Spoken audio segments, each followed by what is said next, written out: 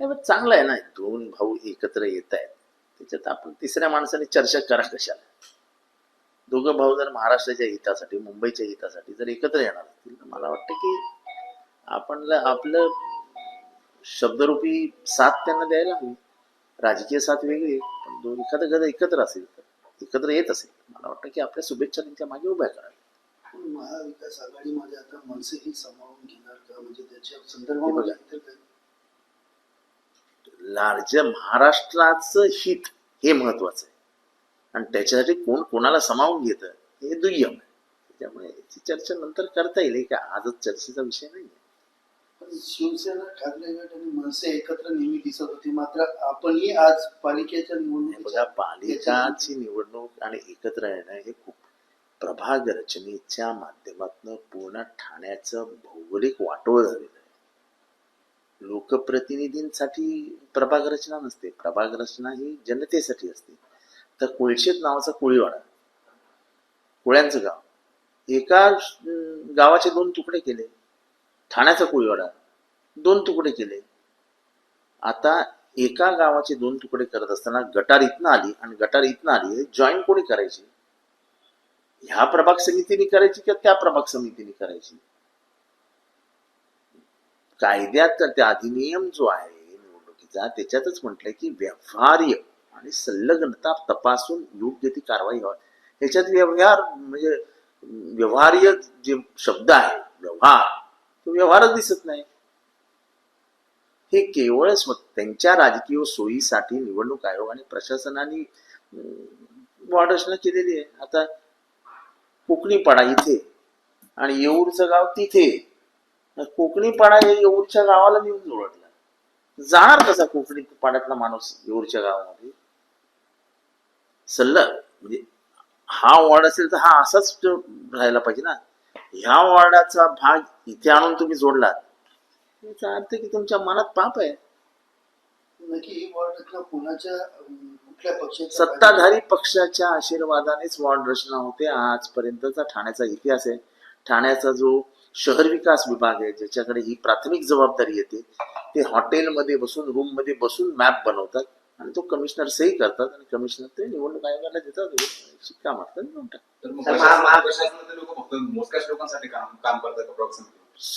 हा माझा गेल्या अनेक वर्षांचा आरोप आहे.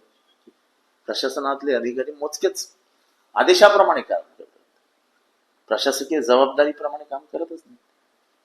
महापालिकेच्या निवडणुका येऊ घातलेल्या, प्रत्येक पक्ष मोर्चेबांधणी करत आहे. तर गणेश नाईक काल ठाण्यामध्ये होते आणि गणेश नाईक असं म्हणाले की रावणाचं दहन केल्याशिवाय आपल्याला इथे सत्ता स्थापन करता येईल. रावण कोण? रावण मला वाटत नाही ते ठाण्यातले जे प्रमुख नेते आहेत सत्ताधारी पक्षाचे, त्याला ते रावण म्हणण्याची हिंमत दाखवत. राम कोण होणार? रावणाचं दहन करायला रामाला यावं लागेल, मग राम कोण? पण मांडीला मांडी लावून सत्तेत बसायचं, मलाही बोक्यांनी खायची आणि जनतेसमोर उगाच डोळे दाखवायचे. हास्यास्पद आहे, हास्यास्पद. तर सत्ताधारी पक्ष आहेत त्यांच्यामध्ये असं होतं सर, आता गणेश नाईक सुद्धा शिंदे साहेबांवर टीका करतात, बाजूला भुजबळ साहेब मंत्रिमंडळामध्ये सुद्धा नाराजी व्यक्त करतात ओबीसीचा आरक्षण संदर्भात. मग त्यांचा मंत्र्यांवरती विश्वास नाही किंवा मंत्रिमंडळावर विश्वास नाही असं होतं. नाही, असं आहे की जी भूमिका भुजबळ घेतात ती भूमिका चुकीची नाही आहे ना. मराठ्यांना काही मिळालं पण ओबीसीला अस्वस्थ करून टाकलं ना. हे कशासाठी करायचं? आमचा प्रश्न म्हणणंच ते आहे की तुम्ही मराठा समाजाला आरक्षण द्यायचं आहे ना, तर वाढवाना टक्केवारी. तुम्ही 50 वर का ती मर्यादित ठेवलेली आहे? टक्केवारी न वाढवता मराठा समाजाला आमिष दाखवायचं आणि ओबीसी समाजाला अस्वस्थ करायचं, का करताय तुम्ही?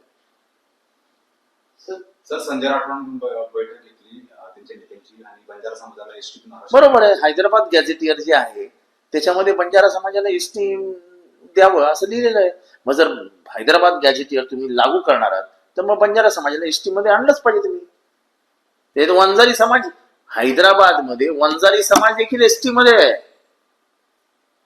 आंध्र प्रदेशमध्ये वंजारी समाज एसटी मध्ये आहे. मग द्या आम्हाला वंजारी समाजाला एसटीचं रिझर्वेशन. माझी तर अनेक वर्षांपासून मागणी आहे. मी सगळे पुरावे दिले आहेत.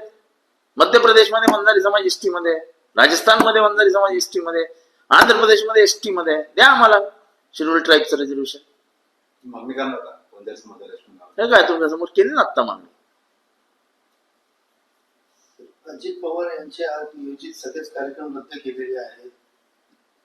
आजारी आहेत की नाराज आहेत? मला काय माहित नाही काय आतले काय प्रश्न मला काय विचारतात. पण दुसरीकडे पाहायला गेलं तर रोहित पवारही त्यांच्या भाषा शैलीवरून असं घडल्याचं एक फेवर करत आहे. त्यांनी मीडिया ट्रायल चालवल्या जात असल्याचंही सांगत आहेत.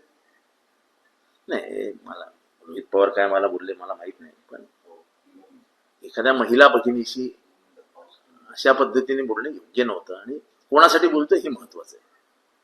त्यामुळे मला तो विषय काय फार. सर CP राधाकृष्णन याचं उपराष्ट्रपती निवड झालेली आहेत, काही मतं फुटल्याचा आरोप देखील एनडीए सरकारच्या बऱ्याच खासदारांचं म्हणणं आहे की 25 मतं फुटलेली आहेत. कोणाची? इंडिया अमान्य केलेले आहेत मंत्रालयाने इंडियाने. आमची मतं इंटॅक्ट आहेत. आता ही मतं कुठली फुटली त्यांचा जावई शोध त्यांनी लावा. त्यांची मतं फुटल्याची बोंबावून आहे.